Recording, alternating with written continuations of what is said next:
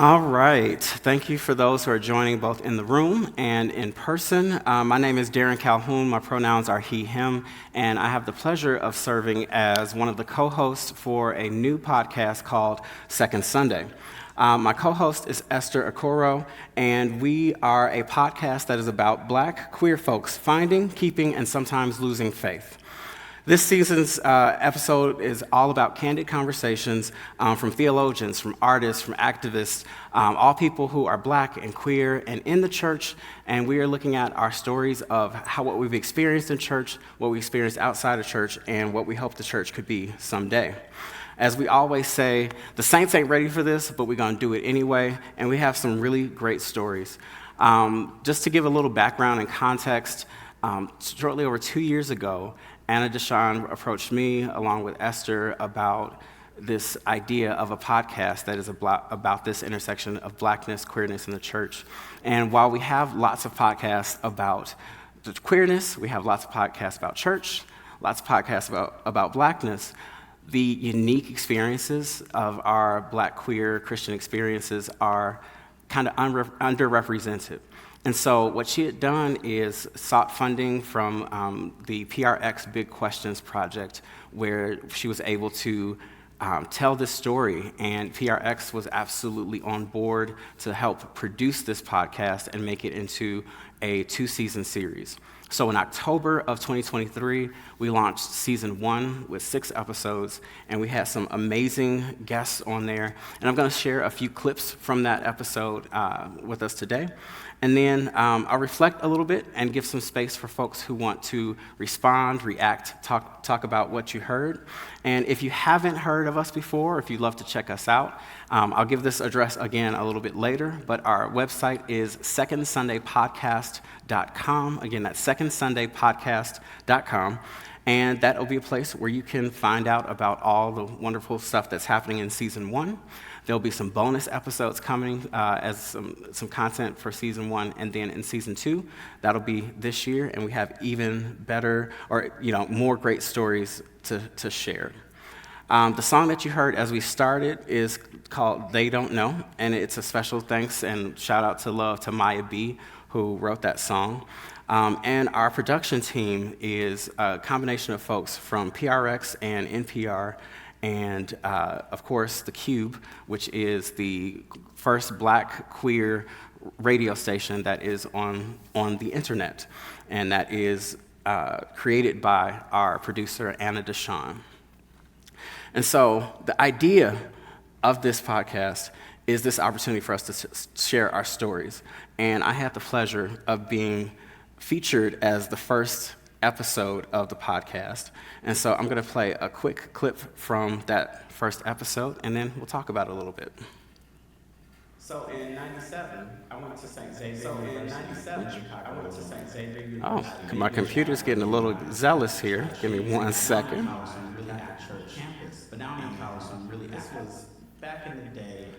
And I'm going to start. This is the joy of live production. And when she came out, I came out too. So let's start that again. So in 97, I went to St. Xavier University in Chicago, Illinois. I'd been very active in my Catholic church, but now I'm in college, so I'm really active on campus. And this was back in the day, Ellen DeGeneres had just come out. Why can't I just say the truth? Be who I am. I'm 35 years old. And when she came out, I came out too. Susan, I'm gay. You were right behind her, like, come on. Like, she opened that door, and I said, hey, y'all, me too. I'm like Ellen. And it was so important for Ellen to come out because my roommate at the time had stumbled upon some things that suggested to him that I might be gay, and he was trying to blackmail me. And I said, no, you won't. Well, I was secure enough in my relationships with my family and like Catholic church. We didn't do a bunch of hard anti-gay preaching. So I was like, oh no, you have no power here. And so in 97, I went to... So at that point, I decided to come out, and there's lots more in that first episode. That's episode 1 from the Second Sunday podcast. One of the things that's been powerful about the response from this is we are a small, no one has heard of us before podcast, but in our first few months, which is just since October of 2023 to now, we've had 18,000 downloads. And what means so much to me is the fact that someone would care to listen to my story, something that I went through in near isolation close to 20 years ago, is now going out and encouraging people and letting folks know that they're not alone. And it feels very powerful and rewarding to look back on my story, to look back on the things that I've been through, and to find that other people are able to find inspiration. Other people are able to find that they see themselves in these stories. And so as we continue, the opportunity to look at some of the unique perspectives of folks in and around the church comes up. And so this next clip comes from Kamarian, who is this amazing woman of trans experience who I met several years ago, probably back in 2014, 2015, at a conference in Atlanta. And I remember her being the first time that I really saw somebody who was black and charismatic and just a fiery preacher who was living in her full truth and open with her story. I'd never experienced that before. And so it was really powerful to get a little bit of her story onto the podcast as well. Let's listen to that now. When my dad got up to start teaching in the pulpit, and he started off with, sharing that he's going to share some things. He called me out by name. And that was his way of getting my attention. And he began to say, God is displeased with your lifestyle. And I cannot be your pastor and condone and allow you to come in here. And if you don't like the rules of this church and the standard of holiness, then you can end your membership here. And you can get out from the church. I think I was more shocked because I felt like I was being outed. But my mom, I was very close to, and I could see my mom back of her head, and I could just see the tension in her neck, how she really wanted to embrace and look at me, but she just kept her eyes glued, to the pulpit. And because of that, in my mind, at that early age, it made me feel that that's also how she believed as well. And so I packed myself up. I was carrying a cute purse that age, purses was in.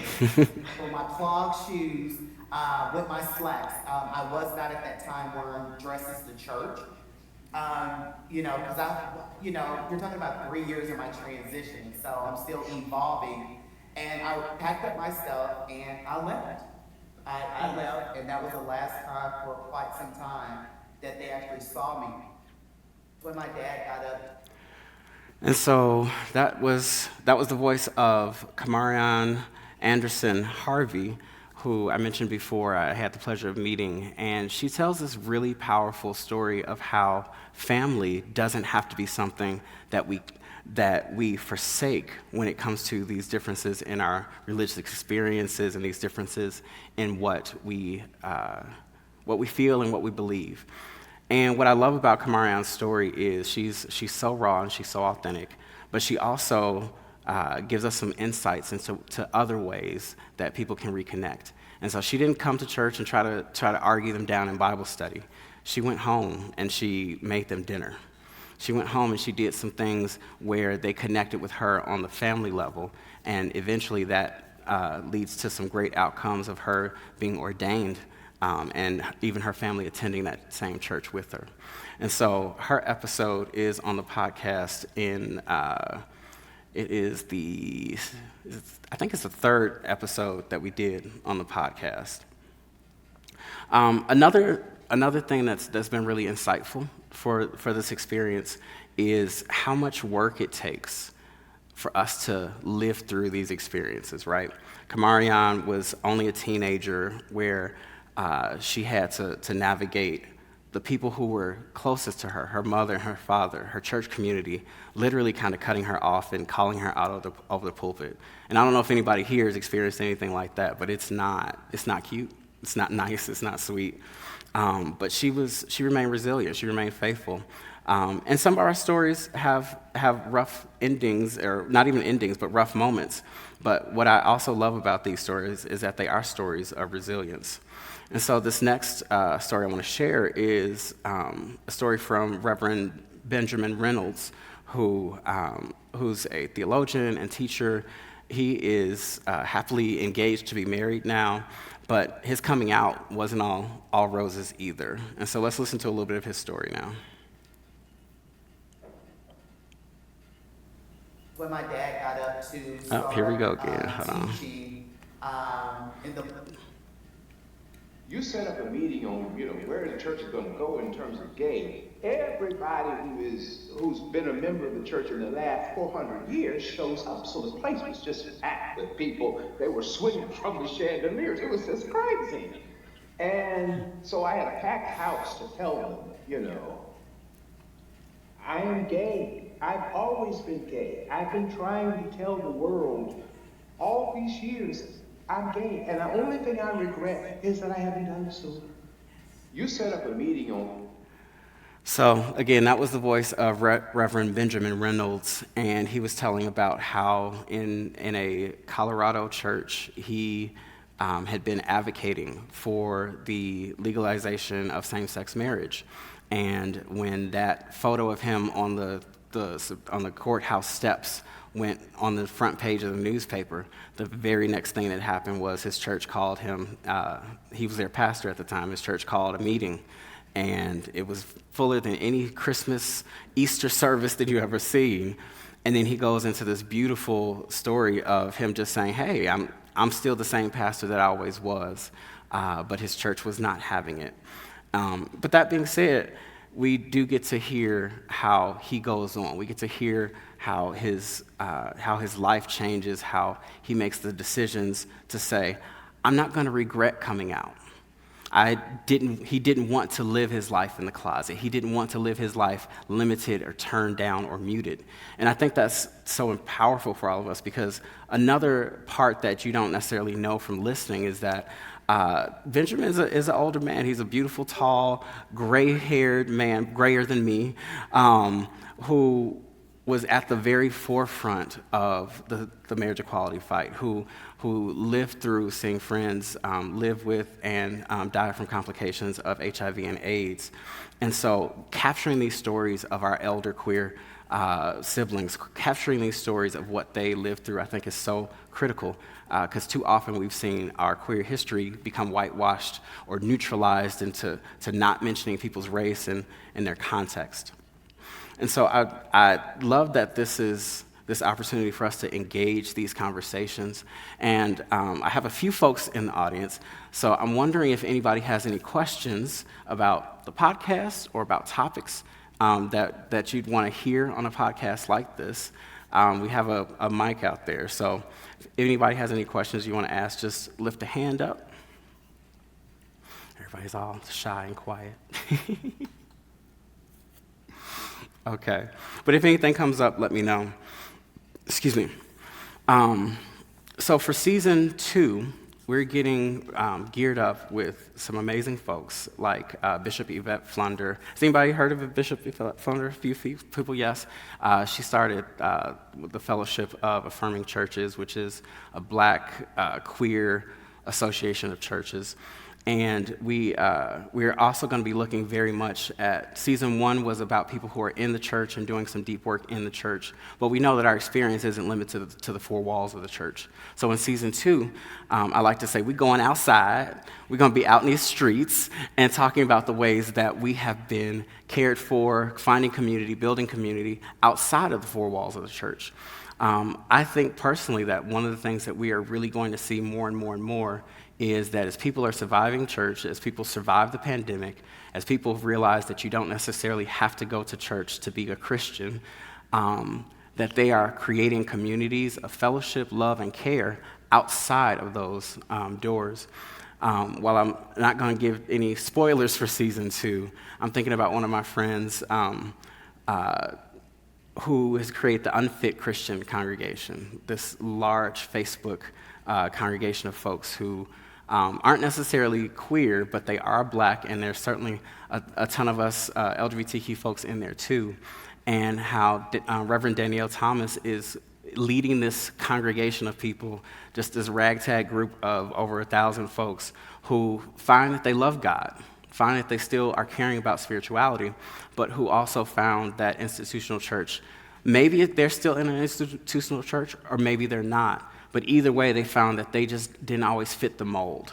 And I think that is kind of this indicator of where the future of the church is. Like, we've had our institutions for a long time. We've had lots of ways that the traditions of Sunday morning, the sounds and the outfits and all the things that we kind of know as this is Sunday morning, we're seeing folks show up in different ways. We're seeing folks going to brunch and making that their time of communion. We're seeing folks who are having Zoom hangouts and continuing to keep in touch with folks even when we leave a neighborhood or a place where we originally grew up. There are different ways that people are connecting and finding community.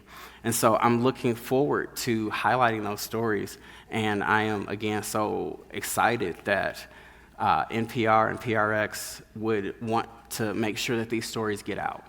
And it's all the good new efforts are never without challenges. This first season was almost 2 years in the making of getting all the way through the first season of doing the interviews, figuring out people's microphones, doing all this work to talk to folks. And then we got right about ready to launch it, and that was right when we had the opportunity to present to PRX. And in doing so, it went from a small team of 4 people, myself and Esther as the 2 hosts, Anna Deshawn as producer, and one other young lady who was on our team to help kind of project manage it. We did the work, but it was only going to be so much. And then when we had this opportunity to either release what we had or to start over in some ways with PRX, it was worth it to do that, because then we got sound designers and engineers who could really create an environment for the storytelling. We got workshopping where we were able to learn how do you set up a story where, yes, you're talking, but you're not just telling people, but you're showing them the experience, and how do you capture those stories well?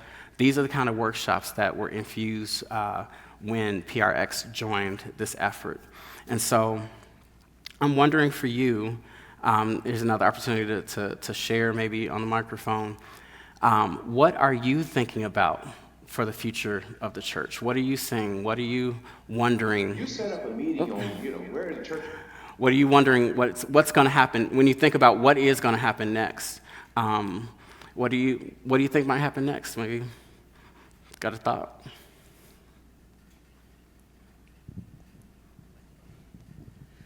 Hey, Darren. I think just kind of what you were saying earlier. I'm still kind of observing, since with the pandemic, a lot of people just don't go to church anymore. I'm trying to see, like with my family, my dad's side is still very churchy. My granddad's a minister. That's still established. My mom's side, like, they stopped going. And looking at them, and then looking at my friends, my friend family who were queer, and we stopped going to church years ago. I'm intrigued by what is remaining, or what people are holding on to, or what they're getting more conservative on despite being in church. That's what I'm thinking about now. So tell me a little bit more. When you mentioned a buzzword, when you say people are getting more conservative, what are you saying? One of my aunts, who is still very much in the church, her son had a baby out of wedlock, and that was a big deal. The end of the world. Yeah, it wasn't so much publicly. They still did the baby shower and everything, but in the sense of the conversation at church, and in certain ways, I could see their disgust, in certain regards to traditions and whatever. And then I would say with the queer people, just the things that, like you said, the brunch, whether they're holding on to that or, maintaining some ritual, even though like we're older, still going out to the club on Black Night just because that's what you do. Come on, Black Night. Thank you for that. One of the things that stands out to me when you talk about the pregnancy situation is sex in the church. We talk a lot about sex from the perspective of what people are not supposed to do. but we don't very often cast a vision for what sex should be, could be, or even how to do it well. And I think that is one of the growing edges or one of the potential ways that church will have to change. Because we have a long, ugly history of being in people's sex lives, right? We've used shame and manipulation. We've had pastors and leaders who are having inappropriate kinds of sexual contact with their congregations. And I think in the same way that we saw Me Too a few years ago bring a lot to light, I feel like in this moment we're seeing a lot of black folks in the church too moments where everything from Kelly Price calling out the whole Sunday's Best team to whatever happened at Diddy's party with T.D. Jakes, I don't know. I can't tell you, I wasn't there. But there's all these accusations about what's coming up. And when I think about why we have this, right, as black folks, we are considered a minority within a white dominant culture. And so there's a way that, especially in previous generations, we use respectability to say, we are as good as you, white folks. We're as good as you, folks who are in power. And so keeping the bad elements out of the spotlight was a very intentional strategy. Many of you probably know Rosa Parks wasn't the first person to get arrested for the bus boycott. She was the intentionally chosen, trained grassroots community organizer who was arrestable and could have a public story that wouldn't get scrutinized. And I am so sorry I can't recall the woman's name, but it was a young 14, 15-year-old black girl who was the first person to get arrested. But they chose not to use her story because she was an unmarried young mother. They chose not to use her story possibly because she was also a bisexual woman. And so again, we have these moments where we all know the intentionally crafted, respectable story. But how much would it have meant for us to have heard the stories of a queer black woman being the actual beginning of the Montgomery bus boycott, right? And where are those stories going to be told? Where are those stories going to be captured?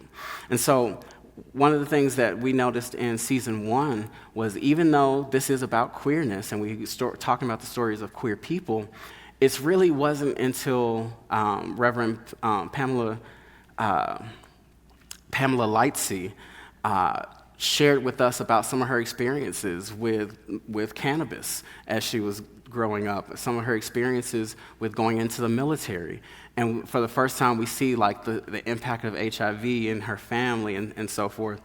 And then Reverend Don Abrams, who's in our 5th episode, talks about this beauty of being a young queer black boy in church who had a crush on another young boy in church, and that they found themselves stealing away moments to be kissing in the First Lady's office. They found themselves stealing away moments of touch and affection in the bathroom. And for many of us, we're probably uncomfortable just hearing that right now, right? Because we're so used to church being someplace that you are not allowed to be a sexual being at all, but especially not a queer one. But for us to think about and to imagine a way forward, we have to make space for the fact that God is not disgusted by our young emergent sexuality. God's not disgusted and oppressed by the fact that we have these desires that the church and the world have not made room for to be healthy, to be normal, to be fruitful in the ways that God says be fruitful and multiply. It's not about reproductive fruitfulness. It's about how do we build connection, relationship, and community. And so that is another piece that when I think about what the future of the church is, where I'm like, we have to update our language. We have to update our conversations. We have to be the kind of churches that, like there's a church I'm working with in Chicago where we are hosting we're beginning to host drop-in spaces for people who are using substances, for people who specifically are black and queer and who are navigating their use of substances, whether that's party and play with meth or Tina, whether that is they are trying to be sober and stay out of that, where we can actually have a place where people can come and be loved and be honest and be their whole selves without needing to explain, without needing to prove anything. So again, like there's all kinds of rich, wonderful stuff for us to dig into, and I don't want to take too much more of your time. But I want to also have just kind of a closing open question. If anyone feels brave and wants to share, what do you hope to see in the church as we look forward? We have somebody right here in the front row, Bobby. I guess for me, I hope to see a place that's more inclusive and more caring of others.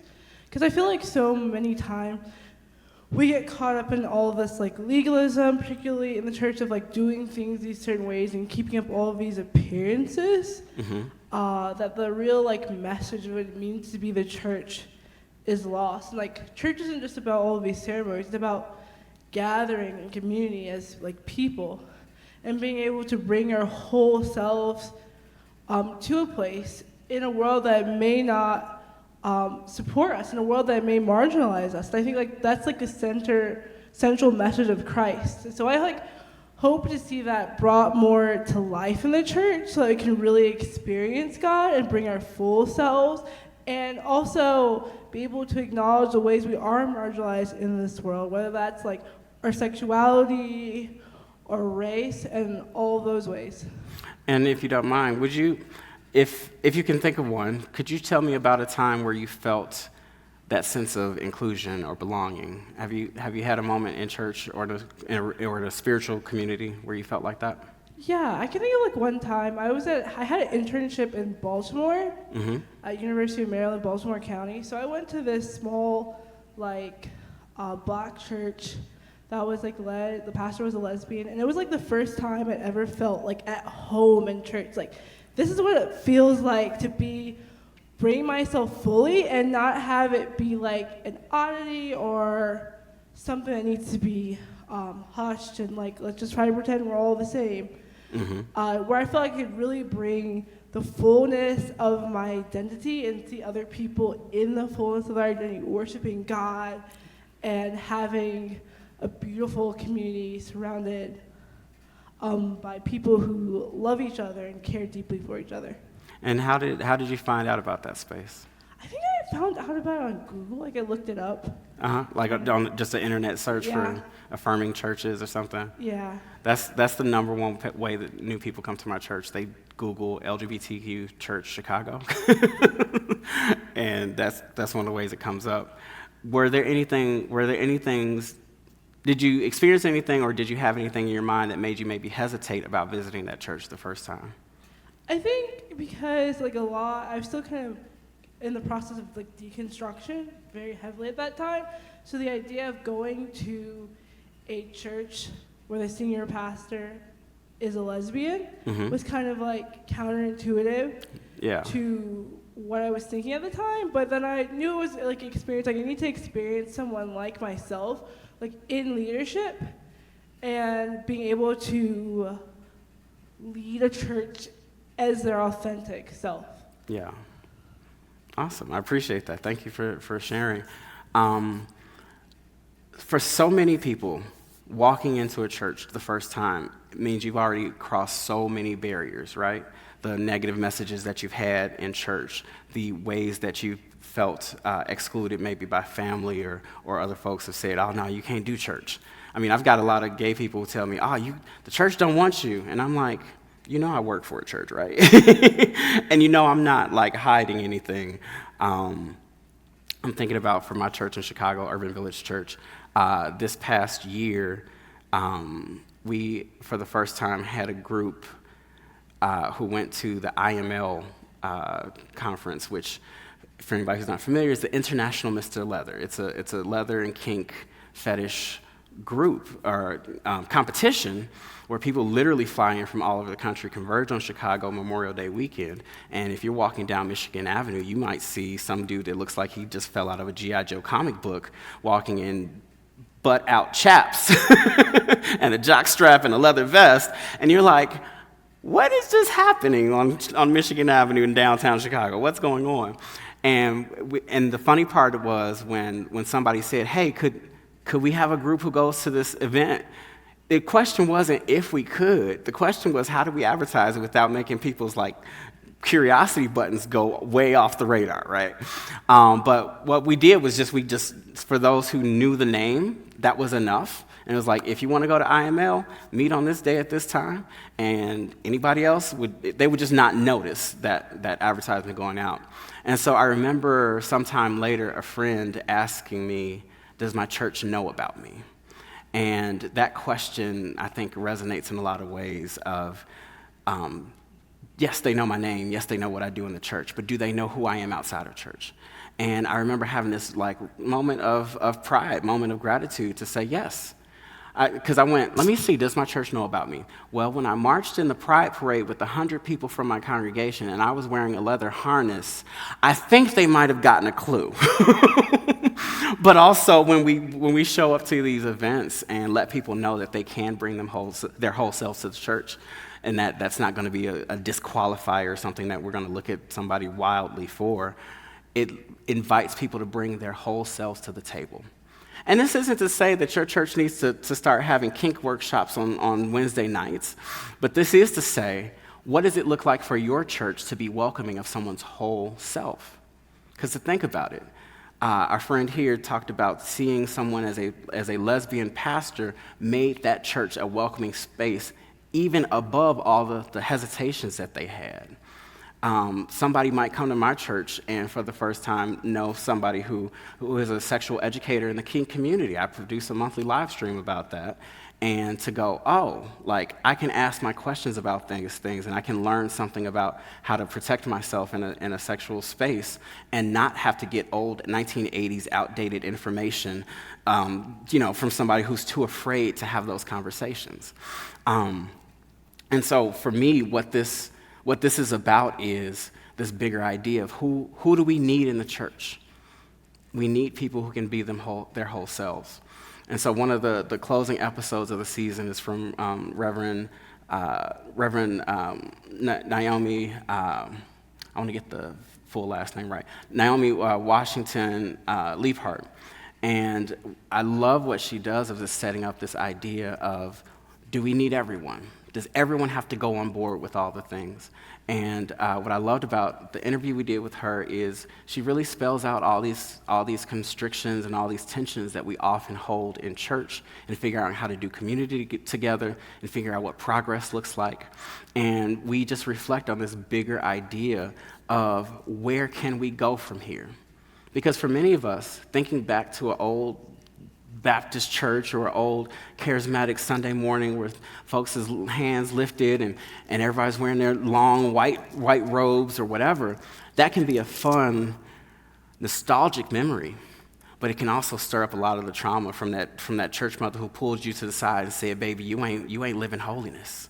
It can stir up that trauma from that pastor who told me specifically that I didn't know how damned I was. And so sometimes church and the memories of church are both lovely and joyful and bitter and hard. And for many of us, we still know when to raise our hand, when to shout out amen, but we also are still trying to figure out, but what do I do now? And so as I bring this to a close, I just wanted to again share this theme song because this idea of what can we do, who can we be in the church, it's an open question. Because the church isn't about the institution or who's sitting on the board or what building we're in. The church is who we are. And if we show up as our whole selves, if we dare to be bold and to ask the questions and to build the communities that we desire to see, I think the church can be anything we need it to be. And so today I'm just so appreciative of Qube Christian Fellowship making the space for us to talk about this wonderful Second Sunday podcast. If you haven't checked it out, please visit secondsundaypod.com. That's P-O-D or secondsundaypodcast.com. And it's on all the platforms. We'd love it if you check that out. And if you enjoy it, tell somebody else. Sign up for a notification about season 2 when that starts to drop. But also, if you're here at this conference or if this is your first time hearing about the Qube Christian Fellowship Conference, I'm going to give a quick little testimony, and then we'll go. I remember the first time I came to this conference was probably in 2014, 2015. And I remember walking in not knowing that you could use gay and Christian together and that be not a contradictory statement. And I came in and I saw people worshiping, and I saw same-sex couples that were holding hands in prayer like the heterosexual couples I was used to in church. And I saw worship leaders who were visibly genderqueer, and I was like, and I still feel the Spirit of God. I still feel the things that are hallmarked. But I also remember that the team was mostly white at the time that I attended. And I remember feeling like I don't see anyone who looks like me up there. And as a worship leader, as somebody who's been a volunteer worship leader for nearly 20 years, I was like, how do I become a part of that? How do I add to what I see? Because I know there's others who need to see stuff like me. And so I remember getting in touch with the leadership, and I remember having conversations with the worship leader at the time, and just introducing myself and getting to know folks. And some years later, I actually got asked to lead worship for one of the conferences in Pittsburgh. And I'd never been the worship leader. I'd been a worship team member all these times. And of course, I had all the reasons to be like, nah, I'm just a singer. I'm not a singer. I'm just a singer. But what if God wants me for a time such as this? And so I pulled together a little team, and we did music that was more diverse than had been done before, and we had a team that looked more diverse than you could visually tell in the past. And I remember setting kind of a new standard. And I led worship for a few of the conferences, and at a certain point, it was time to pass the reins. And so now we have folks like Luther, who's leading this year, and many others who joined the team and began to lead.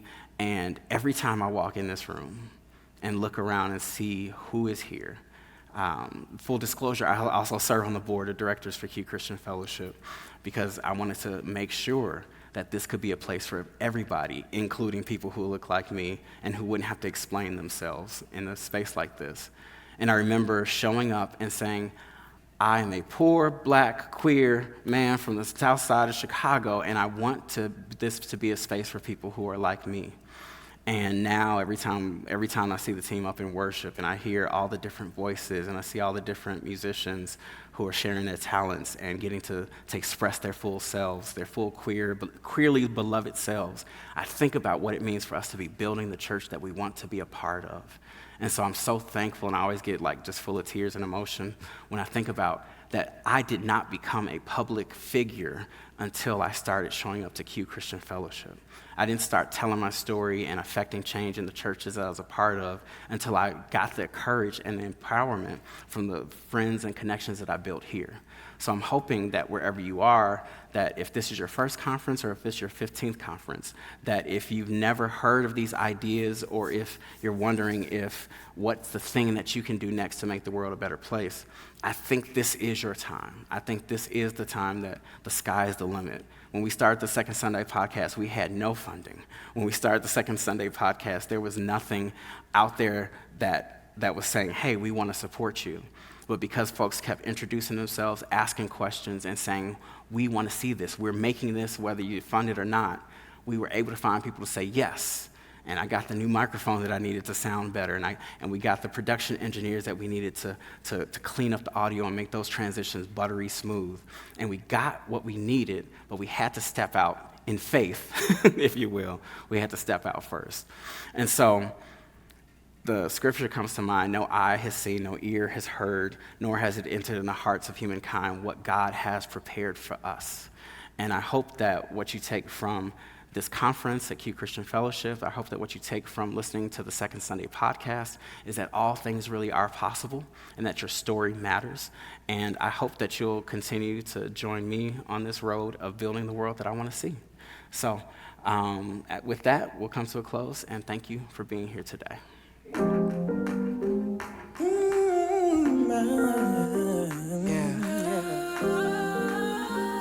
don't even know about you.